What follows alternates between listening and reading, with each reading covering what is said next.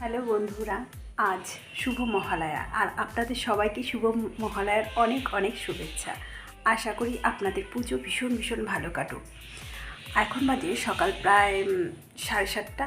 আমি একদম স্নান করে পুজো টুজো দিয়ে রেডি হয়ে গেছি। দেখুন একদম রেডি, কারণ এখন যাবো একটু শিলিগুড়িতে পুজোর মার্কেটিং করতে। পুজোর মার্কেটিং সেভাবে হয়নি, অনলাইনে যা আনা হয়েছে আর গিয়ে যে পছন্দ করে নিব সেটা আর হয়নি।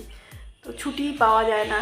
তো গত রোববার তো দেখলে বাপের বাড়ি গেছিলাম। তো আজকে একটা ছুটি আছে, আমারও ছুটি, আমার হাজব্যান্ডেরও ছুটি। তাই ভাবলাম আজকে গিয়ে পুজোর মার্কেটিংটা করে আসি। তাহলে চলুন যাওয়া যাক। জিনিস দেখানো হয়নি, দেখুন এই যে কানের পরেছি আজকে নতুন। এটা আমার দিদি আমাকে দিয়েছিল, পড়াই হয়নি, তা ভাবলাম আজকে একটু পড়ি। আর তেমন তো কোথাও যাওয়া হয় না, আর একটু পড়াও হয় না, তো জন্য আজকে পড়লাম। কেমন লাগছে জানাবে। তারপরে দুজনে মিলে বেরিয়ে গেলাম স্টেশনের উদ্দেশ্যে। ট্রেন হবে যে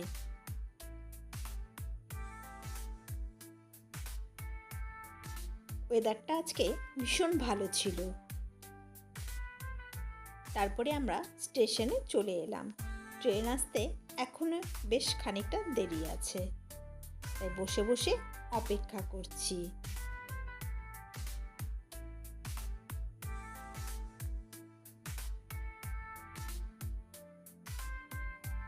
এই যে ট্রেনও আমাদের চলে এসেছে। চলো তাড়াতাড়ি গিয়ে ট্রেনে উঠে পড়ি। আমাদের মালবাজার থেকে শিলিগুড়িতে যাওয়ার জন্য ট্রেনের রাস্তা বেশি সুবিধা হয়। আসলে ট্রেনের জার্নিটা মনে হয় না যে জার্নি হয়েছে। দেখুন শিলিগুড়িতে আমরা পৌঁছেও গেছি। এখানে সবাই এসেছে, আজ যেহেতু মহালয়া তাই অনেকেই এসেছে নদীতে স্নান করতে, তর্পণ দিতে। তা ভাবলাম আমি দেখছি তো আপনাদেরও একটু দেখিয়ে দিই। তারপরে চলে এলাম সকালকার টিফিন করতে, কারণ সকালবেলায় তো আমরা বেরিয়ে এসেছি, শুধু ওটস খেয়ে চলে এসেছি। এবার ভাবলাম কিছু খাই। তো আমার বর জিজ্ঞাসা করছিল কি খাবে। আমি যে এখানকার জানেন কচুরিটা ভীষণ ভালো হয়, তাই কচুরি আর আলুর তরকারি নিয়ে নিলাম। এত টেস্টি হয় না, আমরা আসলেই আমি এখান থেকে কচুরি আর আলুর তরকারিটা খাই, আমার দারুণ লাগে। আর হিঙের গন্ধটা এত সুন্দর। এটা হলো আপনার কলকাতা সুইটস। তারপরে জল ভরা সন্দেশও নিয়ে নিলাম। এখানকার জল ভরা সন্দেশগুলো মুখে দিলেই মনে মিলিয়ে যায়, এত সুন্দর খেতে। তারপরে খাওয়া দাওয়া করে বেরিয়ে পড়লাম। তারপরে গেলাম এম বাজার মলে। চলুন ভিতরে যাওয়া যাক, এখান থেকেও কিছু কেনার আছে। আগে সব কিছু দেখে নিচ্ছি কেমন আসছে কালেকশনগুলো ভালোই এসেছে।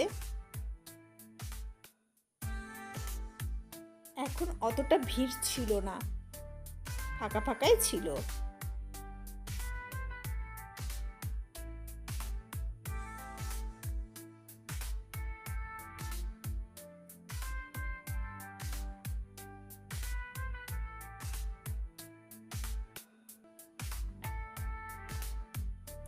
তারপরে লেডিস কাউন্টারে চলে এলাম।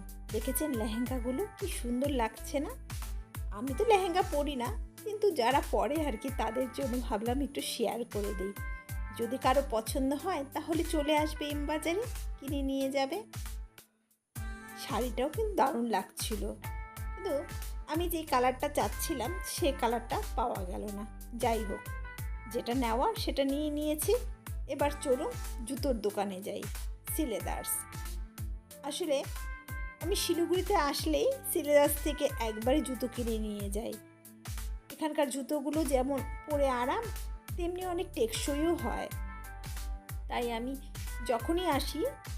যখনই আসি বলতে খুব বেশি তো আসা হয় না শিলিগুড়িতে, মার্কেটিং করতে আসলে পরে মোটামুটি জুতো কিনে নিয়েই যাই। আর সামনে পূজা আছে, পূজা পারপোস বলে না, এমনিও আমার জুতো নিতেই লাগতো, তাই ভাবলাম একবারে এখান থেকে জুতো নিয়েই যাই। জুতো দেখছি আর বলবেন না, যেই জুতোই আমার পছন্দ হচ্ছে আমার পায়ের সাইজে নেই। এত রাগ উঠছে না, তারপরে আর কি খুঁজে খুঁজে দুজোড়া জুতা খুঁজে পেলাম, আমার সাইজে যেটা হয়েছে পায়ের সাইজে সেই সাইজেরই দুজোড়া জুতা খুঁজে খুঁজে পেলাম। আর যেটা পছন্দ হচ্ছিল, এই জুতোটা ভীষণ পছন্দ ছিল, কিন্তু ওই যে বললাম সাইজে হচ্ছিল না, পেলাম না। পামশুগুলো ভীষণ সুন্দর এসেছে।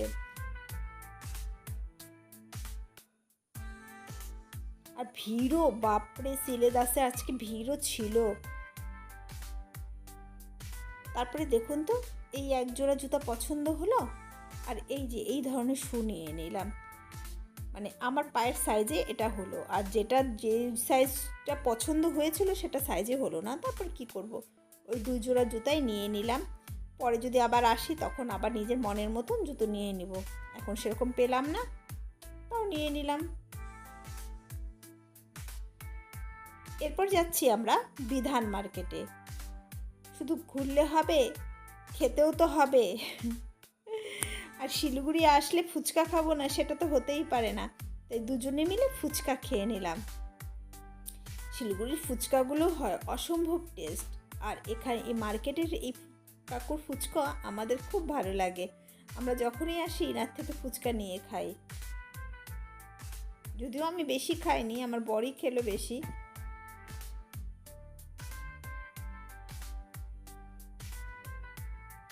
জানেন, কিছুদিন আগে যেখানে শুনেছিলেন না কাপড়ের দোকানে আগুন লেগেছিল বিধান মার্কেটে, এই মার্কেটেই চলুন দেখাই। ওই যে দোকানগুলো দেখেছেন কিভাবে পুড়ে গেছিল, এগুলো আবার মেরামত করছে। খুব খারাপ লাগে না? পুজোর সময় তো এরা একটু বেচা কেনা করে, একটু লাভের অঙ্কটা দেখতে পায়, আর পুজোর ঠিক আগেই দোকানগুলো কিভাবে পুড়ে গেছে দেখে খুব খারাপ লাগে। তারপরে একটু আখের রস খেয়ে নিলাম। খুব গরম লাগছে, গলাও শুকিয়ে যাচ্ছে, আর আইসক্রিমটা ঠিক ভালো লাগলো না খেতে, তাই ভাবলাম একটু আখের রস খেয়ে। তারপর বিধান মার্কেটের ভেতর দিয়ে কানের খুঁজছিলাম, কানের কেনার জন্য। যদিও পেয়ে গেছি, ভালো ভালো পছন্দ মতন কানেরই পেয়ে গেলাম। তারপরে নিয়ে নিলাম কয়েক জোড়া। তারপরে এলাম ব্যাগের দোকানে, ব্যাগও দেখে নিলাম। ব্যাগ ঠ্যাগ নেওয়া হয়ে গেছে, কিন্তু আর ভালো লাগছে না, এতটা গরম না, অস্বস্তি লাগছে। তারপরে শাড়ির দোকানে এসে শাড়ি দেখছিলাম, কিন্তু এত গরম আমি আর বেশি ভিডিও করতেই পারি না এখানে। আর যেমন ভিড় ছিল তেমনি ছিল গরম।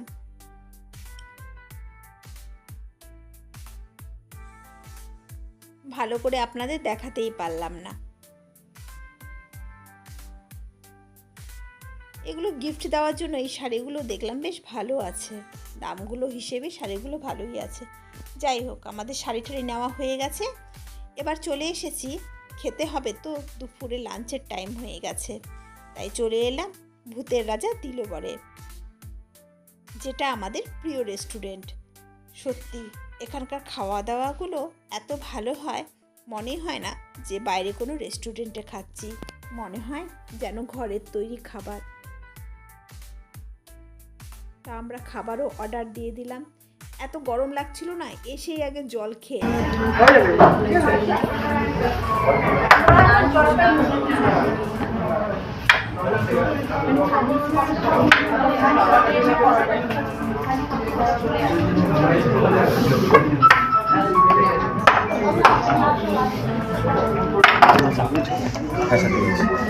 আবার শুক্তো, তারপরে ছিল পাঁপড় ভাজা, ডাল, আলু ভাজা, তারপরে ছিল পাবদা মাছ, পাঁঠার মাংস, চাটনি, পায়েস, মিষ্টি, আর ছিল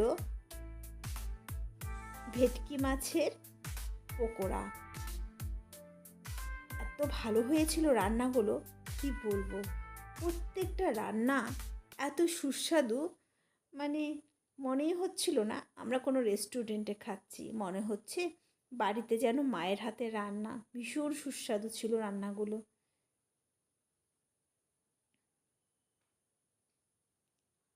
শুক্তো দিয়ে ভাত মেখে খেয়ে এত অমৃত মনে হচ্ছিল, অমৃত খাচ্ছি, এত টেস্টি, সত্যি দারুণ লাগছিল খেতে।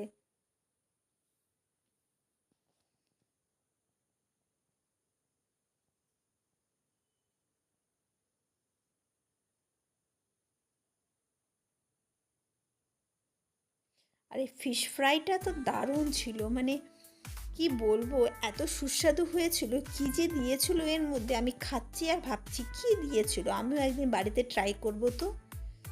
আর এই ইলিশ মাছের মাথা দিয়ে কচুর শাক, মানে এখানকার এটা ফেমাস, দারুণ হয় খেতে।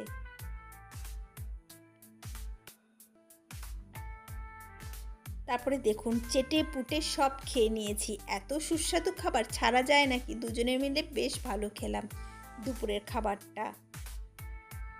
আর এই মৌরি, আমি যে কোনো রেস্টুরেন্টে গেলে লাস্টে এই মৌরিটা নিবই নিব, কি যেন কেন আমার এত পছন্দের জিনিস এটা। তারপরে পেট পূজা শেষ, এবার স্টেশনে চলে এলাম। ট্রেনও দেখুন দাঁড়িয়ে আছে আমাদের জন্য। এবার ট্রেনে উঠে তারপর গাড়িতে বসে পড়লাম। আরও অনেক কিছু কেনা হয়েছিল, গোপাল ঠাকুরের জামা কিনেছি, আরও অনেক কিছু। তো সব আর ভিডিও করতে পারিনি, শরীর এত টায়ার্ডনেস ছিল, আর ভালো লাগছে না। এখন শুধু মনে হচ্ছে বাড়িতে যাব কখন। তারপরে আর কি, এবার বাড়ি যাবার পালা। সারাদিনের এত ক্লান্ত হয়ে গেছি না, আসলে এই মার্কেট থেকে ওই মার্কেট, এই দোকান থেকে ওই দোকান। আর শিলিগুড়ির ওয়েদার তো জানেনই, ভীষণ গরম থাকে, মানে ভালো লাগছে না। এখন মনে হচ্ছে কখন বাড়ি যাব। তাহলে আজকে আমাদের ভিডিওটা এই অবধি, পরে আবার অন্য কোনো ভিডিওতে দেখা হবে।